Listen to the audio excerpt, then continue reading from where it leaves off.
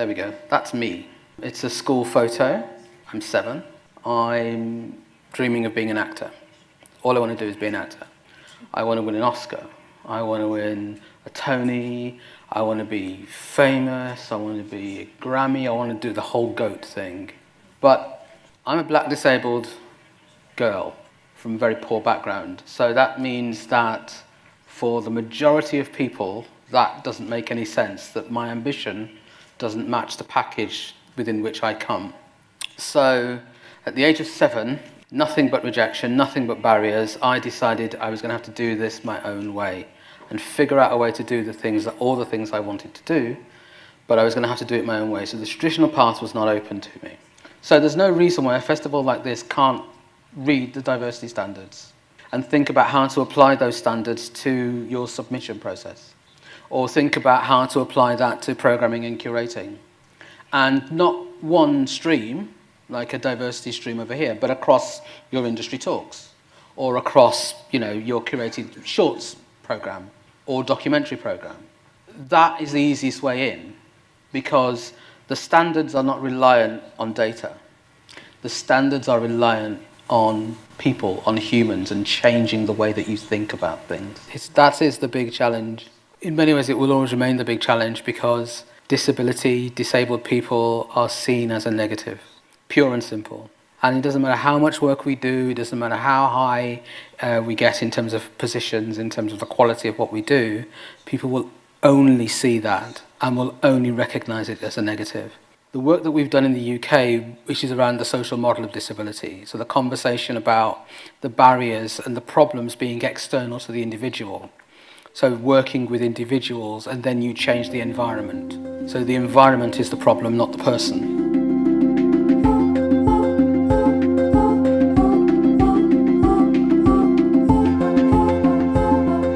Hi, how are you? Welcome to Zinemaldiaren podcast, the audio inventory of some of the events taking place at the San Sebastián Film Festival.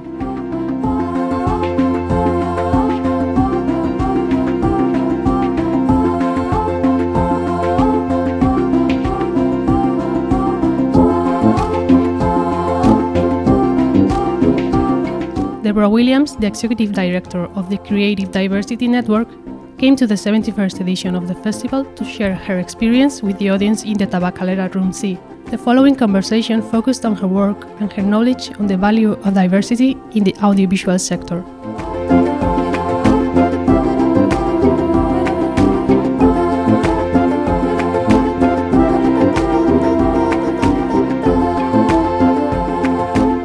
The event was moderated by Amaia Serrulla, head of the Thought and Discussion Area and of the festival's Documentation and Film Department.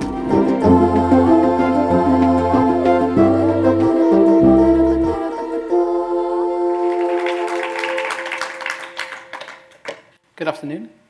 Oh, great, the mic's working. Cool, good afternoon. I apologise, I am speaking in English. I have very little German and then nothing else. Well, apart from Jamaican, but I don't think this is a Jamaican crowd, so I'm not gonna swing that way. But thank you for coming, and I'm hoping this is a bit of a conversation about a person and a way of working that kind of cross over. So, oh no, there we go. That's me. I'm 7. It's a school photo. It's to the left of the photo is my sister, who I've cut off, not literally, but cut off the picture, just so that I can use this. I'm 7 years old. I'm in foster care. I'm dreaming of being an actor. All I want to do is be an actor.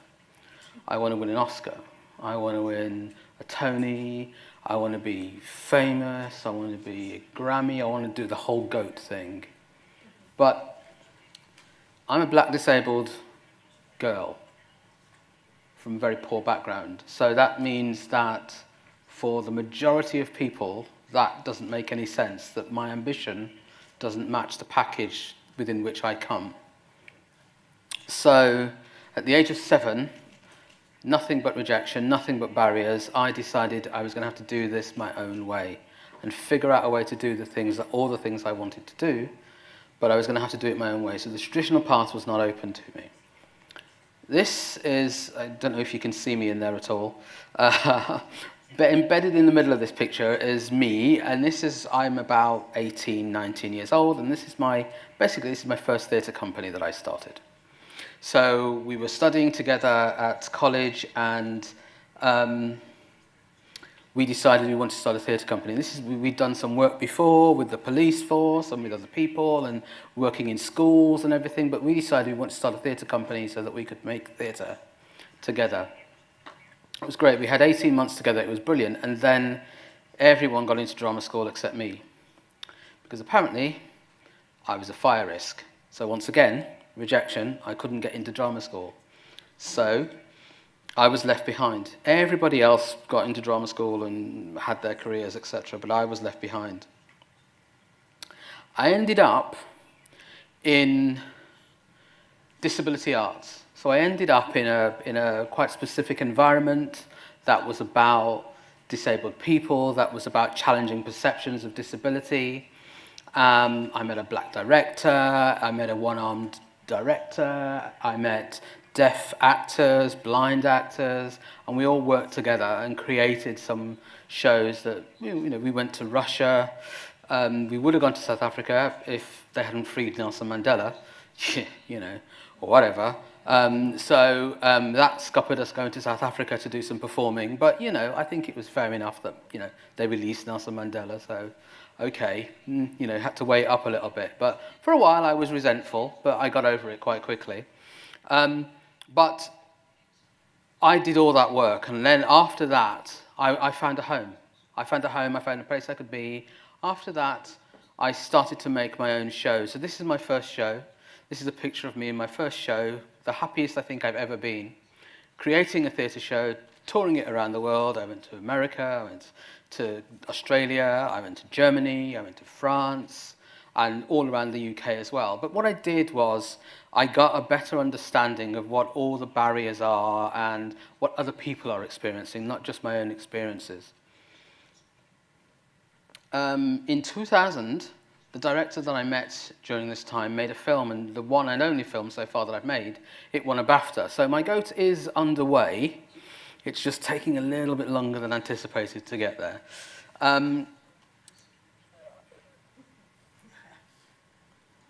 Then, this happened.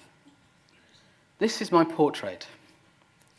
I was asked to sit for the first and only time by another disabled artist because she wanted to do my portrait. I was the first black person she had also drawn.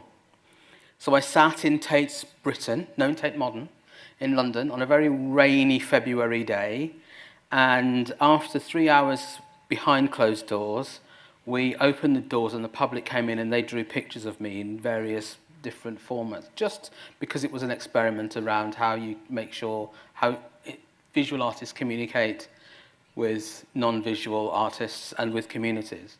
So there were lots of children drawing pictures of me. And it was great because I felt relevant. Having the diversity moment had crashed, everything had dried up, everything went back to the usual of disability, especially in terms of television and film. So it was white men in wheelchairs paying for sex in Amsterdam, or older couples in camper vans complaining about campsites in the southeast of England. And there wasn't much breadth and plurality and depth to the conversation on television or on film.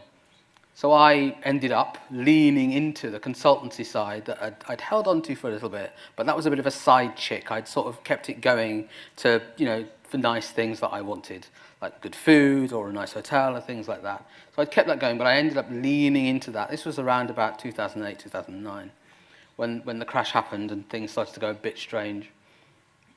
So I did the portrait, and it reminded me that I was relevant, but it also reminded me that there was a whole other side to me that I hadn't really investigated, which was the side about making things better for other people. Because all that I'd been through, you know, by this time I'm in my 40s. No, my 30s. No, my 40s. No, my 30s. By this time I'm of a certain age, and there isn't, you know, you are told when you reach, you know, when you reach 25, you're told, you know, you're dead to the world if in television or in film. So anyway, I had to think of another way to do it. So I went into what was the core funder at that time for public investment. It's a live QR code, so if you take a picture of the QR code and click on it, it will take you to the first set of data that I was ever involved in, which was a set of data from Arts Council England for its diversity data collection. And this is between 2013 to 2016. And that had never been done before at the Arts Council. They'd never really been sharing data. They'd been collecting it, but they'd never really been sharing it. That data will open up, and it will, that QR code should open up, and it should take you to a report that is that has a demographic of everybody that's funded by public money in the UK in the arts, theatre, music, and combined arts and visual arts. And what it should do is take you to all the work, all the data from that report, which covers sex, it covers ethnicity, and it covers age, and it covers disability. That was the first real time it had done that. I was involved in that in a very odd way, because I joined them as a theatre relationship manager, so I was doing stuff around theatre. I met, purely by accident, at an event for women, about women in the arts. I met a data scientist who was working with open data and data as culture. So I went to an organisation, an opening of an organisation called the Open Data Institute. It was founded by Sir Tim Berners-Lee and Nigel Shadbot, and I ended up in a world that I didn't know. You know that you don't know until you know thing. I didn't know I needed that until I got there, and it put everything together for me. It made sense of who I was.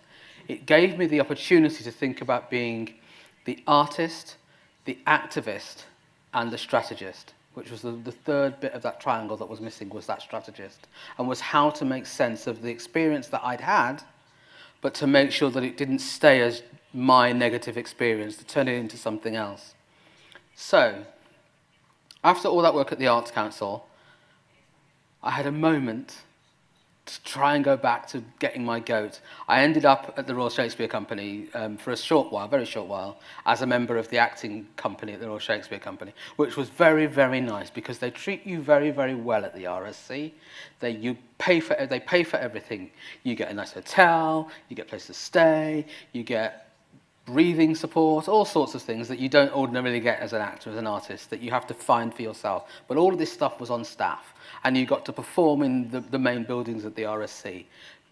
This was during the rebuilding of the other space. I'm sure, hopefully people know about the other space, but it's basically the other space in which is close to where Shakespeare was born and died, in Stratford-upon-Avon. But anyway, I digress, because that really was a digression. Because I did that, and I really loved it, but I knew I had to go back to doing the other work. I couldn't continue being an actor. That wasn't enough. So, these two things happened. First, I ended up at the British Film Institute. I say I ended up as if I just landed there. I applied for a job and I got the job, and I was at the British Film Institute. I was the first diversity person that film institute, that organisation, had had in 20 years. And it was a 12-month contract, 3 days a week, proof of concept.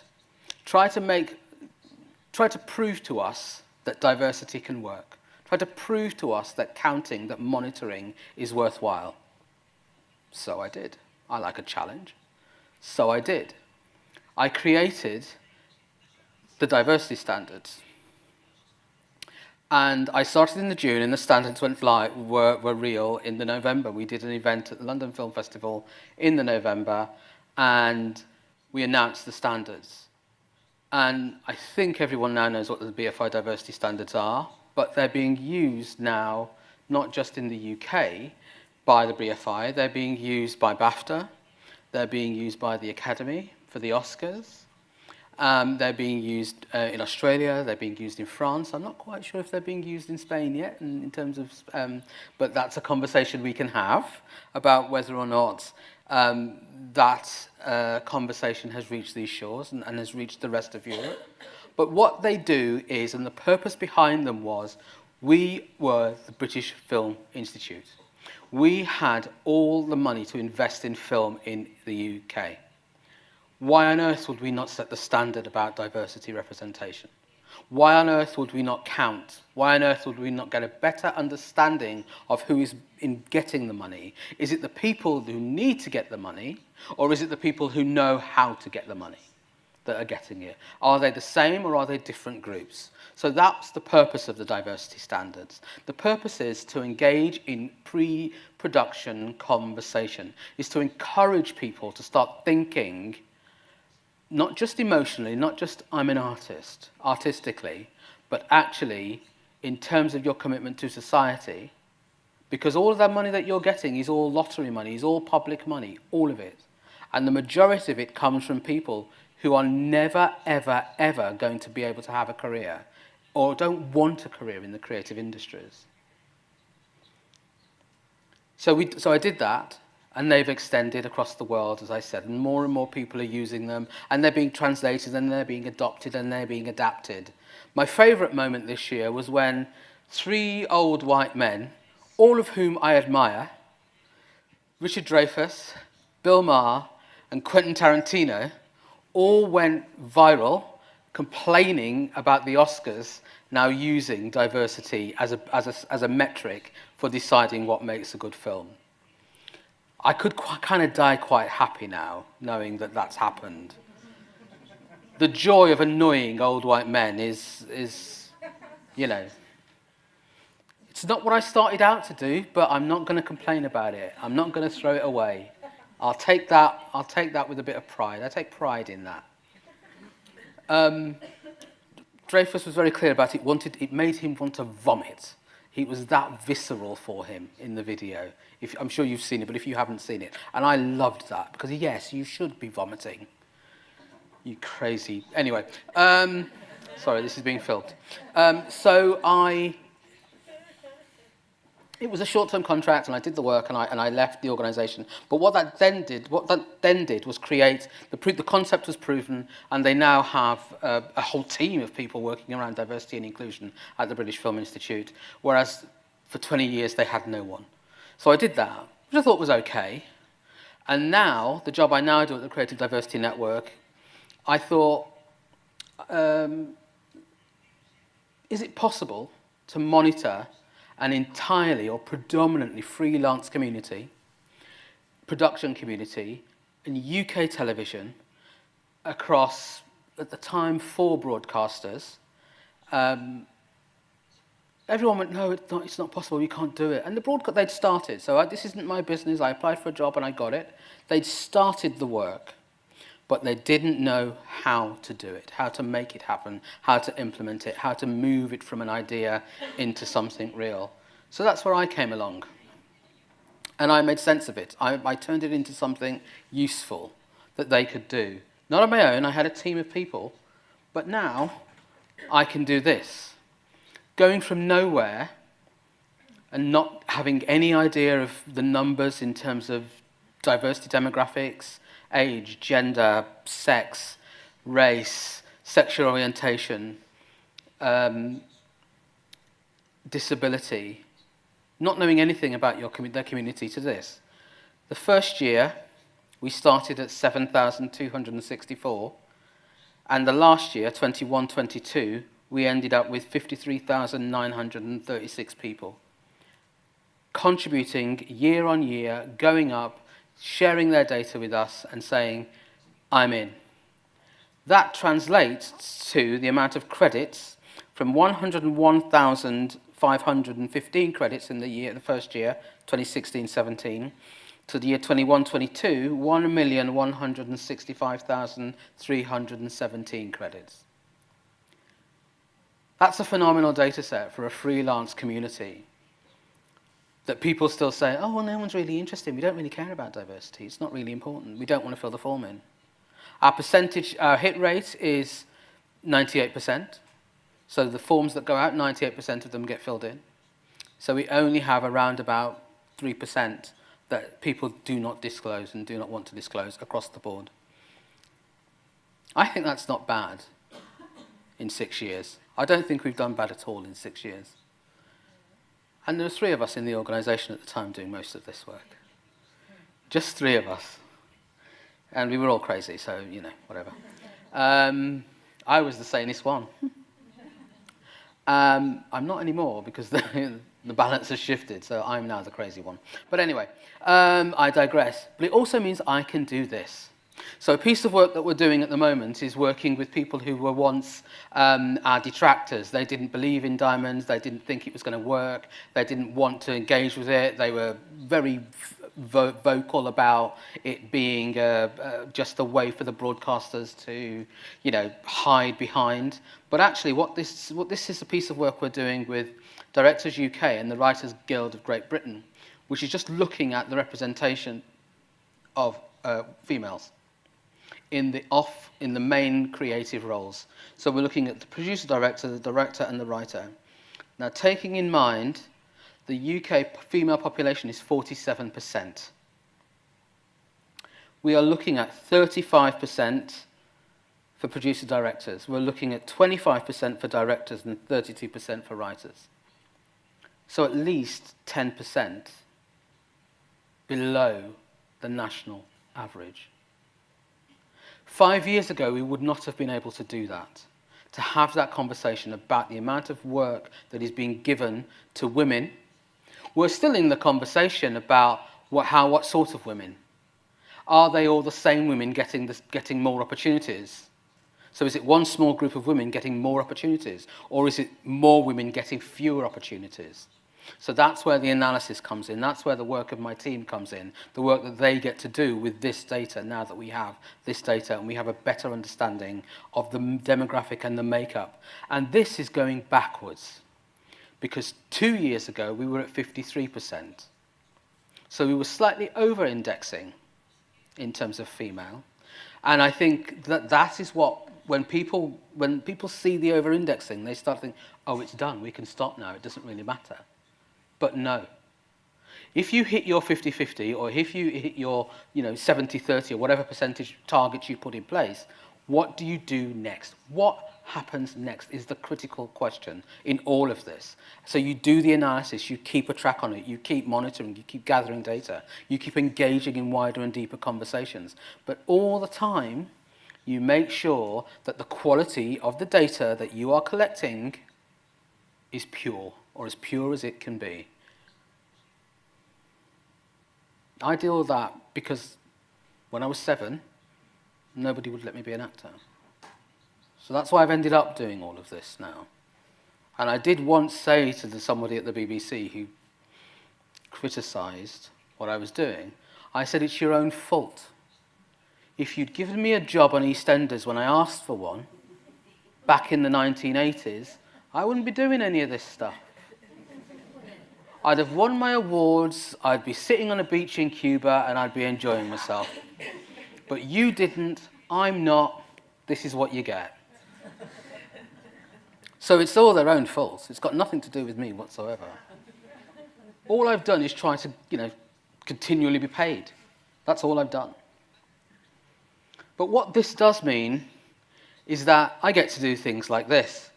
This is the then culture minister. Trust me, we've had 1 million of them at least in the last 7 years in our country. But this is the culture minister. It gets you in conversations with ministers, with prime ministers, and with kings. That's what you get to do now. That's what I get to do now. This minister listened to what I had to say, used his power to convene in the political space and brought together all of the industries, creative industries, film, television, theatre, all the arts, brought everyone together and said to me, what do you think they should do? So I told them. I told him and he told them, and they did it. This was when Theresa May was Prime Minister. Again, went there, had a conversation with the Prime Minister about data collection, about diversity in the creative industries. And as the creative industries, in particular film, is the biggest income GDPR in terms of inward investment in the UK, that gave them something to talk about. That gave us something to talk about, to think about the money coming into this country and how that's represented externally. And this was as a result of all the other stuff that I did. I eventually got an OBE, which was awarded to me by the Queen in the Platinum Jubilee honours last year, but she passed away before I could get my investiture, so my investiture was this year with King Charles. So it was a double whammy, the Queen and the King. But I was at Windsor Castle meeting the King, and there he's asking me whether or not they can cope without me for the day. And I'm like, I don't know, but we'll see. We'll see what's burnt down by the time I get back. Nothing had, by the way. It was all fine by the time I got back, so they can actually cope without me. But I also got to do this. I also got to go back to go to Jamaica for the very first time to see the country my mother and my grandmother came from, my father came from, my family came from, and to know full circle that what they had done meant that I could be doing what I'm doing, and what that journey means. And all of the stories in between are stories that not just I, but other people continually and constantly seek to tell. It is not just the story of the Windrush. It is not just the story of slavery. There are multiple other stories in there that can, should, and need to be told. And they're not always told because someone somewhere is thinking, I found my answer to diversity. It's a single answer and you have to follow it. But go back to this. I go back to these numbers. And I go back to thinking about all of the people that are giving us their data, that are saying we work in television and we want you to know that we work in television. And we collect on-screen and off-screen. We collect over 130 roles. We're currently building a new system that will hopefully, it will go live next year. And that system will be better able to collect more data, but also cross-reference the data within itself. So start thinking about multiple metric data analysis.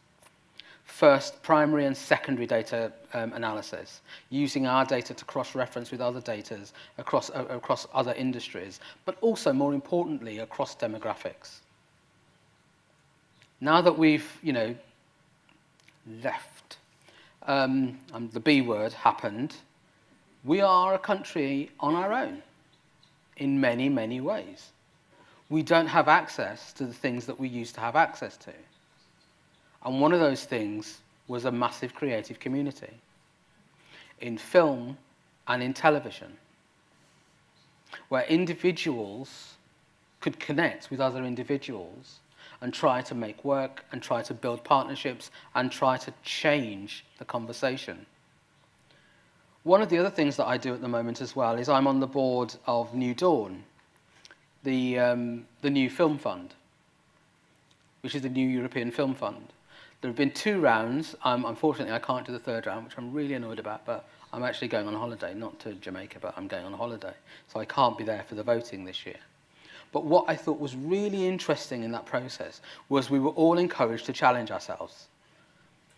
So there were people from Spain, from Portugal, from Canada, from Netherlands, from France, and me from the UK, and a couple of others from the UK. And we were all encouraged to challenge ourselves about the perception of what the scripts that we were reading, of the quality of those scripts, not just as a film script, a feature film script, but actually, what does representation mean? The purpose of that fund is to encourage people who ordinarily don't or have historically not been able to apply for funding, just apply, never mind actually get funding, but because the barriers are incredible to apply for support and investment in a film, not being able to do that, to encourage people to do that. And we've done really well. This last round is 45 applications have come in. And we're sitting, and I know that they're going to be thinking about how do we spend the rest of the money that we've got available to us. Because we, all of us, bring our own taste to the table. And that's what data, that's what the tables can't tell us. That's what this doesn't tell us, and this doesn't tell us. It doesn't tell us that I like is probably the first phrase that people use when deciding about who gets funded and who doesn't get funded, what gets seen and commissioned and curated and programmed, and what doesn't. I like, and we need to stop using that term.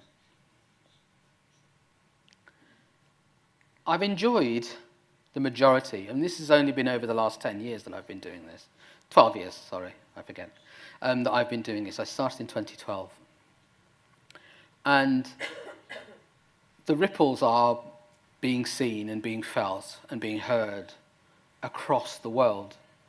Australia has its own version of the Creative Diversity Network, has its own version of the Diamond Collection Tool. They have started, and this is across all the screen industries because they're a small territory in terms of screen, so the film, the television and the gaming come together, but the film and television are working together to try and think about what they now do that they've collected the data, and they've started to collect data, and they're starting to do the analysis. Finally, I've made it. I use Perplexity because I felt like it. My friend said you should use Perplexity as opposed to ChatGPT. So I used Perplexity to figure out, to put my name in and go, okay, who the hell am I? And this is what Perplexity says I am. One of my colleagues particularly likes the last line. Deborah Williams, OBE, is also active on LinkedIn. All the information comes from LinkedIn. Yep, anyway. So that is why I think diversity matters. We are a small business. We are growing in our membership. We are extending and expanding across boundaries, fictional, man-made, or real. We are sharing what we do. We are open. We are honest. We are transparent. We work as much as we can to support people to make change. We seek the change that everyone thinks is impossible. But I still want to go back and, finish me goat. I still want to go back and do that. So you've all got to crack on. Because I'm a bit tired now and I'm a bit old. And I want my Oscar, I want my Grammy, and I want my Tony. So I need to go back and do that stuff. So I'm going to hand it, at some point, I'm going to hand it all over to you all to pick up the mantle and to run with it. Europe's a great continent. There's great things that you could do here. I think that's it for me.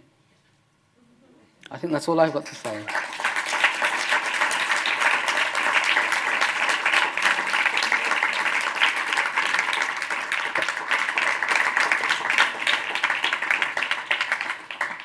Thank you. Thank you.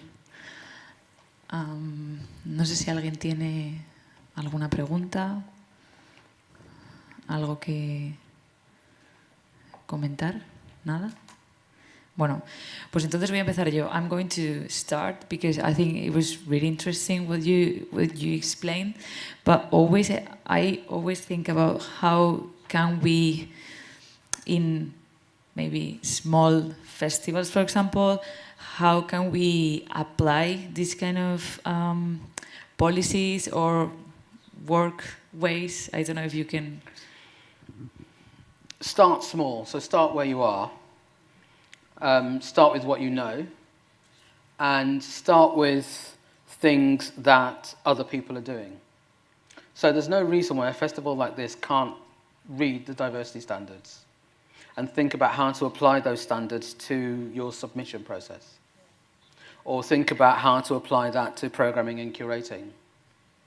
And not one stream, like a diversity stream over here, but across your industry talks, or across, your curated shorts program, or documentary program. That is the easiest way in, because the standards are not reliant on data. The standards are reliant on people, on humans, and changing the way that you think about things. So begin to explore what you see on screen. You know, as I said, the New Dawn conversation is quite interesting because there are things that I read in script that I don't think are stereotypes, and there are things that other people do. So we have to fight that out between us, and we have to fight out between us why we think what we do, and we ultimately find a consensus. 50% of the time it stays in, 50% of the time it goes out. But we have the debate and the discussion. We don't push things and sweep things under the carpet and pretend it's not happening and ignore it. And also the difficult things that come up, have conversations and debates about that as much as possible. But that's where I would start if I was running a small festival, which I forgot to mention. I did start a film festival a long, long time ago. It was the first disability-led film festival, started in London. That was in 1997, I think, 97, 98, and we didn't know what we were doing. We had no idea what we were doing. But eventually we started to design the criteria and the talks and all of that over the period of 4 or 5 years. We began to do it. But we started somewhere, which was asking the disabled people that we knew who had made films to send us their films. Yeah, I think it's a good start. Igual, el micrófono, ¿se lo podéis pasar?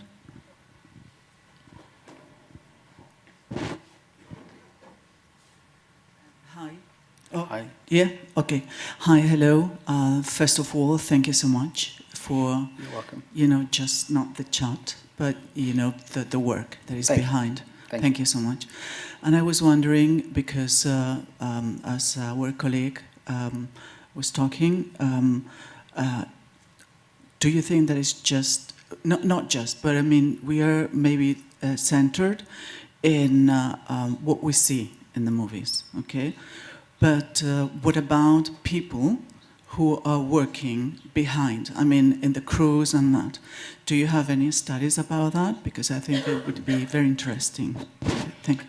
So all of our data looks at on and off screen. So we look at the production roles, we look at everything from runner to commissioning editor through head of department and head of production. So our data does that. And then all of essentially the union data around the world, a lot of it does that in terms of production, but not membership. So you can look at, there's work that comes out of Australia by a woman called Amanda Coles, who did a fantastic piece of work last year around crew and around production.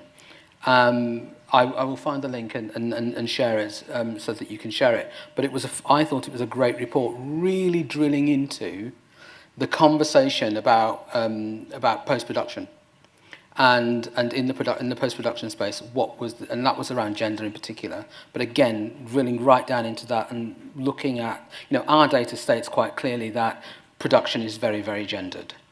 So, you have an enormous amount of men doing the big, strong stuff and an enormous amount of women doing the light stuff, and that's easy to do, costume, makeup and all that sort of stuff, because, in terms of things being gendered.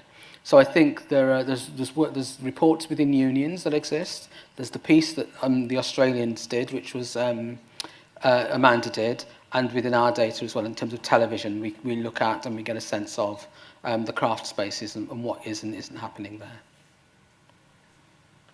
Thank you. And just one more question, maybe, I don't know, maybe there is more, but just one more. The other day we were in the FERA assembly, and the big issue was also a question of the integration of gender language in, the Spanish and French and that. And it's very strange that we still are talking about that. So, but I guess in English there are no such problems, or there are, that's another question. Okay, thank you. Okay, what time is it? Okay, so we've only got like 10 minutes. Okay, so it will always be a problem until you find consensus.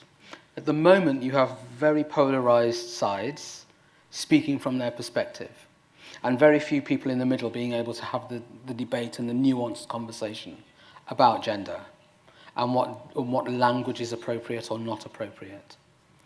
Sometimes gender is inherent and embedded in phraseology, in particular, say, in France or in Spain, or in the languages of So what you're talking about is fundamentally changing language.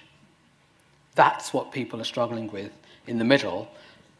Either side, people are going, no, yes, but in the middle, that's the conversation that needs to be had. So that's why I would encourage the conversation to be had, to be thinking about, the root of these words, the real root of them, not the made-up roots of them, but the real roots of these words, and try to think about what that changing those words, changing that language in everyday language will mean for in the long term and in the short term. And is it retrospective or is it going forward? All of those sorts of conversations need to be had. No, we're miles behind, trust me.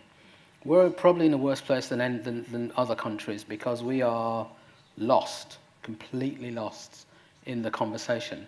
But the beauty of data is it forces us to be neutral.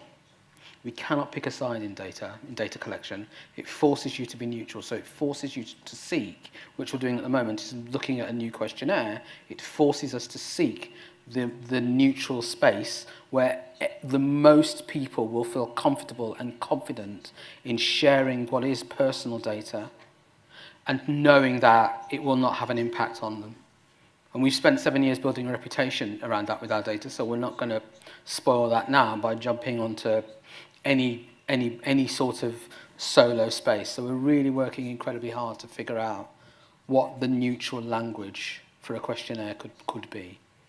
So you're not alone. Deborah, thank you very much for all the data that you gave us. I loved the way you presented your project since 2012. And since you said that at the end, it could be the time to go back to drama, maybe not in the short term, but whenever you decide to, I'd like to ask you, where will you start? In England? What are your dreams? And I'm sure you have them because your career started as an actress. So I would like to know a little bit about that. Congratulations and thank you so much. Thank you very much. So I had a dream and it was very close to happening. So literally I was meant to be going to New York to perform with the Public Theatre, to do some work with the Public Theatre on a piece of Shakespeare, playing the lead role in a piece of Shakespeare. And for whatever reason, let's just call it paperwork, I am no longer doing that. That was meant to happen in 4 weeks' time. So I'm no longer doing that. So I'm devastated about that. But I might just still turn up in New York anyway and force myself on them. But that's, I've been doing that piece of work for quite a long time, working with a colleague. We've done a Zoom version of that. We want to turn it into, really rethinking disability representation in Shakespeare. So what we were working on was the idea of an integrated company which was actually deaf and physically disabled people, as opposed to a black and white company or a hearing and deaf company. So that's that. I spent a lot of this year writing. So I've spent a couple of years. I've got a short film script that people are talking about. I'm working on my first feature film script. I'm working on a new solo show, and I'm also working on my first musical and a TV series, a limited series. So yes, I'm doing that. So I'm doing those things. But yeah, I think so aside from the Shakespeare, the next thing I really want to do is the musical, because I haven't seen a good camp musical in a long time, and I believe we are set for one. We need one, in particular around disability. Thank you for the question. Hola, Deborah. I'm Jose from Fire Lab in Barcelona. We are a film development laboratory for young filmmakers. I wanted to ask you about, in my experience comparing to UK and United States, in Latin America and Spain, people don't feel comfortable filling up applications with all this information about race, about sexuality or gender. How we can go to this barrier in this type of activities? It really is a good question. I think the younger generation are more interested because the conversation about identities is relevant to them now, like it was to our parents, grandparents in the 1960s. And I think it feels to me that's where we are. And I didn't, I came at the end of the 1960s, so I didn't live through it.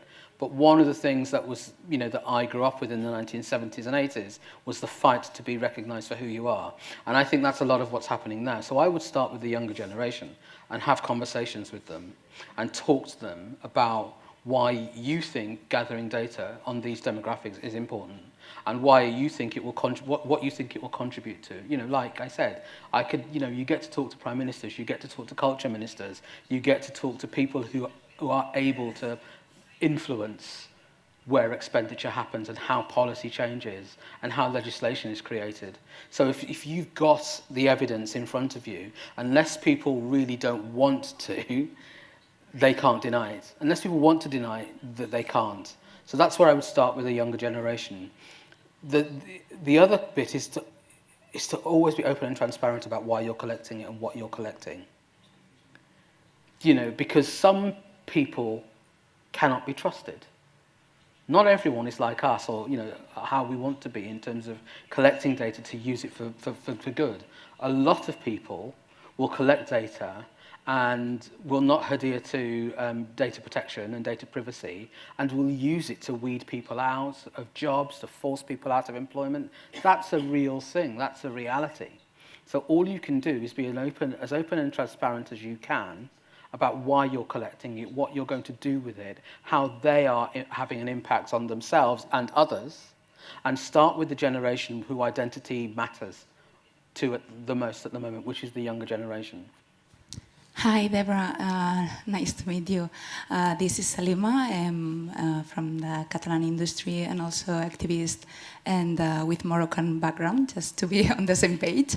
And an activist through Dones Visuals, which is a feminist association with 700 professionals members.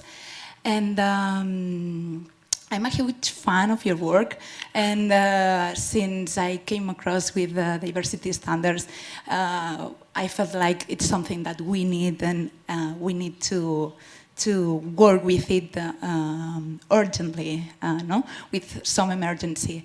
And with Donos Visuals, we started a lot of conversations with institutions, with public funds, with festivals like San Sebastián with Amayan, asking them to start working with the diversity forms, just to do this important first step to recap and to have data to work with. And the first thing that we realized is like in Spain the law is quite different, because here we have a law that protects to ask for this kind of information just to avoid any kind of discrimination, and you just can do it if you have very specific softwares, which obviously costs money. So it means like if you want to do just this first step, it means money investment, which is something brave to do for some institutions or some festivals.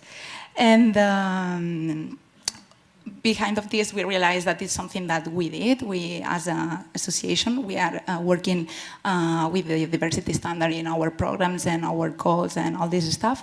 But also, we have been working to try to implement the diversity standard mainly on the public funds, which is very important for us. Also, because we have here a very lack of the diversity in the teams, but the representation is something like it's sometimes insulting and painful. So the thing now, it's like we are feeling a very strong resistance. It's like we are asking them to change the whole structure, which is it's true.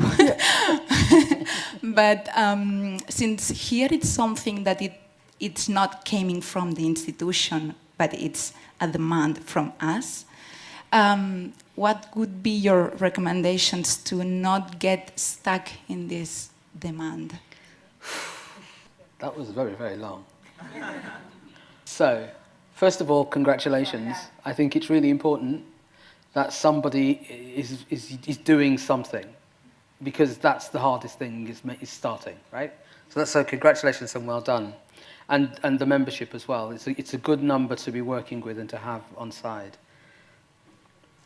This is the bit where it gets really tricky now, because what you need to do, from my experience, is you need to find one institution that will work with you. And that means that you're going to have to start compromising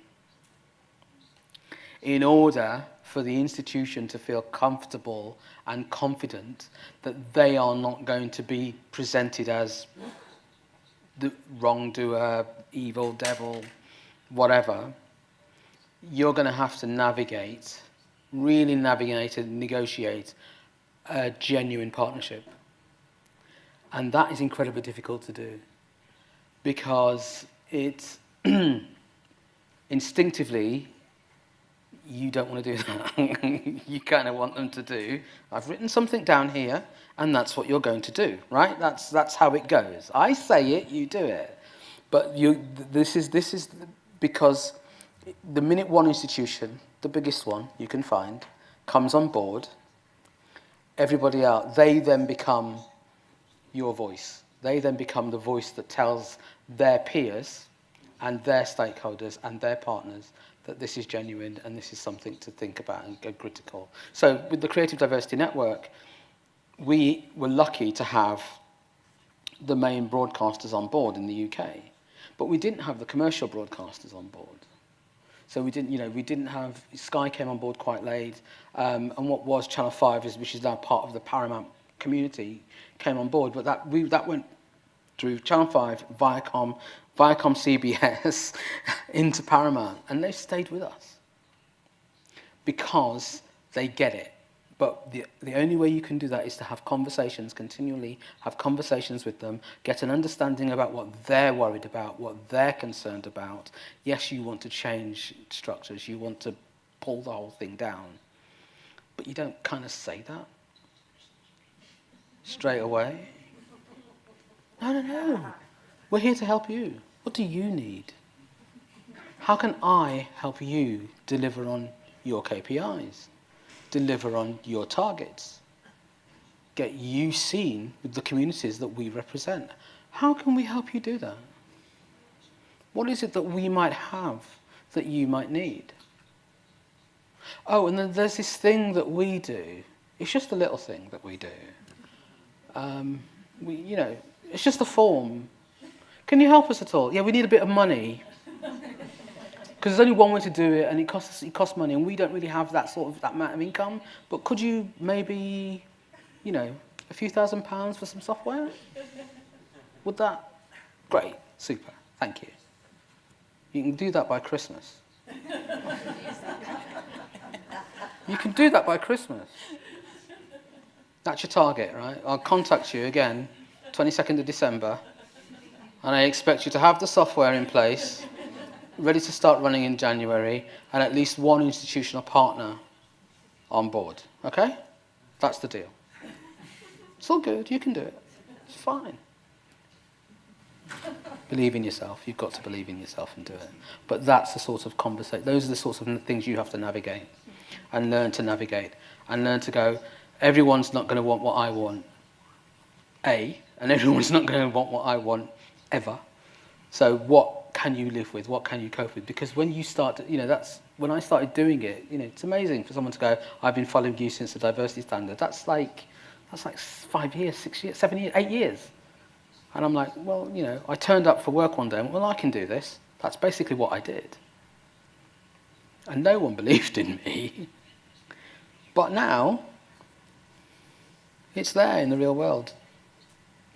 Trust yourself, believe in yourself, find your institution partner, get them to give you the money for the software, start collecting data from January next year. Hope that helps. We have time for one last question that was over there.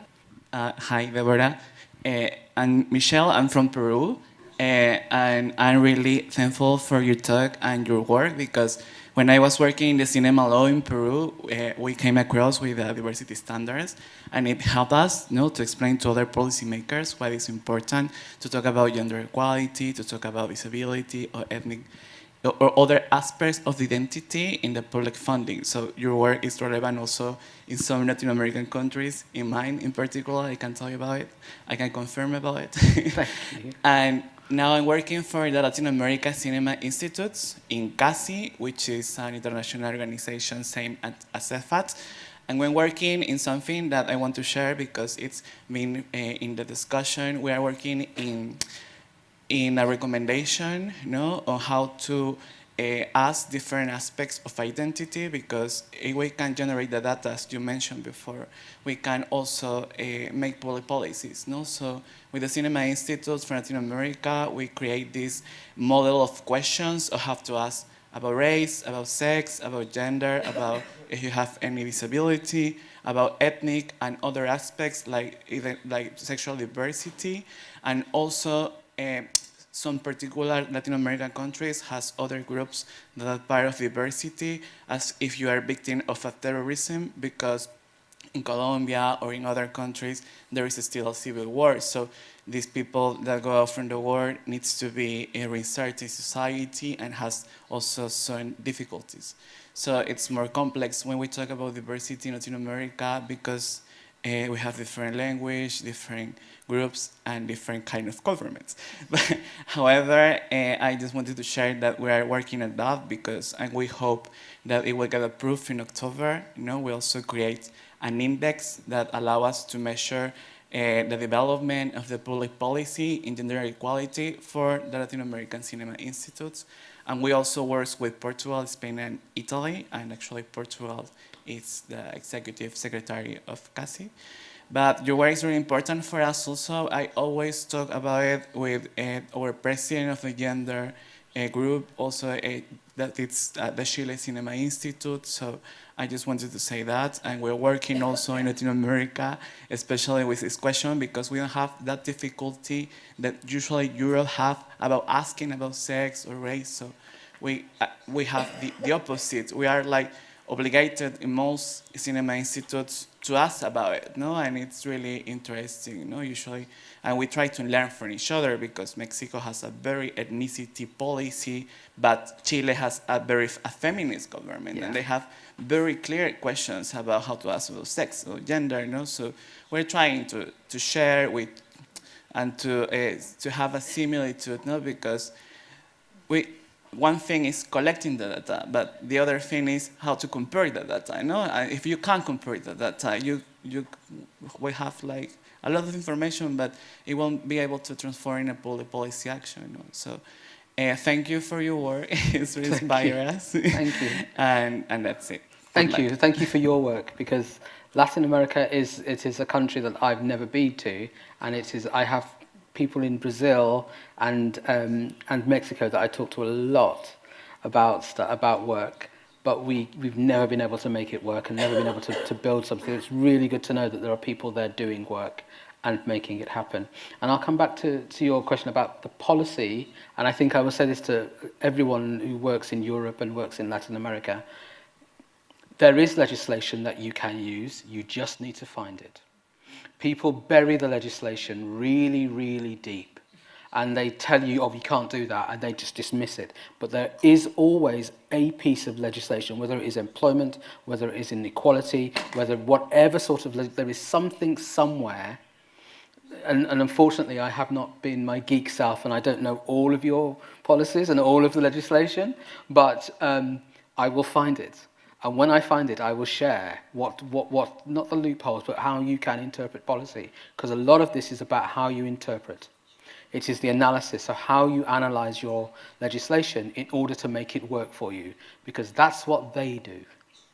That's what everyone else does. And there's no reason why the people in this room can't do that as well. You just need to know where to look, how to find it, and the appropriate people. That's the other thing you do with the institution. That's your third KPI with the institution, is get them to introduce you to a legal person who can talk to you about what policies are relevant, and how you use them. That's the other thing for you to do by December. Hello, Deborah. Nice to meet you. Nice to meet you. My name is Aurelia. I'm an actress, and I'm a member of an association of women audiovisual media. How difficult it is to live in this world as a disabled people. But my question is, how could we start in Spain to try to promote the inclusion of disabled people, because I felt quite lost. And how is the importance to try to make understand directors or actors or actors that we all live in this world and we want to achieve our main goals, our inspirations, and to normalize our existence, how to deal with that. I'm trying to write a script in order to leave a message, to normalize disabilities, and because when I met directors or people in this area, it's like they only see the wheelchair. I'm a person is with a wheelchair, but I'm a person first of all, so it's quite difficult to deal with that. But again, thank you very much you're welcome. for your Thank words. you. I felt very inspired. Thank you for your question. That is the big challenge, and it will, in many ways, it will always remain the big challenge, because disabled people are seen as a negative, pure and simple. And it doesn't matter how much work we do, it doesn't matter how high we get in terms of positions, in terms of the quality of what we do, people will only see that and will only recognise it as a negative. The work that we've done in the UK, which is around the social model of disability, so the conversation about the barriers and the problems being external to the individual, so working with individuals, and then you change the environment.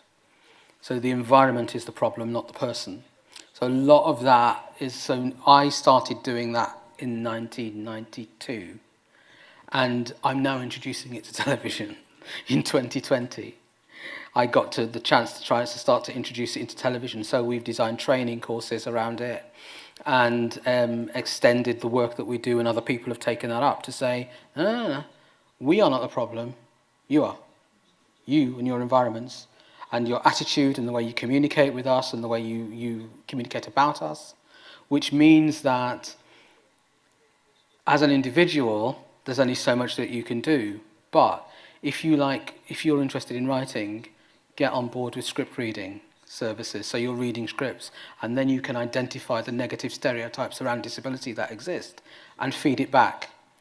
If you're an actor and an artist, get interested in write reviews around content that has disability representation in it and feedback that this is negative or positive if you come across it, when you come across it, but feed that back. Because, I haven't got it here, but, there's around about $3 trillion globally sitting in the disability space in terms of disposable income. And I don't believe any industry at all doesn't want access to that. Doesn't want access to the people, to the consumers, to the products, anything at all to that. But you do it on our terms. And that's really challenging as an individual. But you start with what you know and start with what you do. So refusing to go to auditions if the venue isn't accessible, and raising it with them, telling them why. There's the Forward Doc community in America. I don't know if you know them, but they were the producers behind Crip Camp. Jim Lebret. So what they have is an accessibility scorecard, which I'm not sure if you use, but festivals, for example, introduce them to the accessibility scorecard, which is a free tool that just ticks through, and you can say whether or not this met your access requirements: physical, emotional, sensory, and content-wise. That's a free tool that any and all festivals can use. And the evaluation is being done in the first 2 years of that now, and hopefully, at some point that will be shared. But that, again, this is how you're presenting your festival, this is a block of people that you're missing out on, and this is the potential income and creativity that you could have access to if you made this work, if you changed the way that you do things. So that is a tool that you can share around with everyone, costs you nothing, and all you're doing is emailing that, and join the Forward Doc community, because they are focused on festivals and focused on film in particular globally, and they really want to, and they're really seeking to make change. And then just keep going, but remember yourself within it. Don't put yourself in the way of other people's bad behaviour, because it's not worth it. Take care of yourself in the process of doing that as well. That's all I've got, I'm sorry. Thank you very much. Thank you very much indeed. Thank you all. Thank you.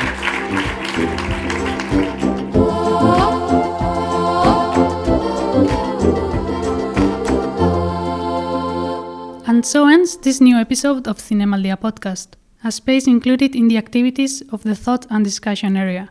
You can listen to more film talks and master classes on our website or on your favorite audio platform. See you next time!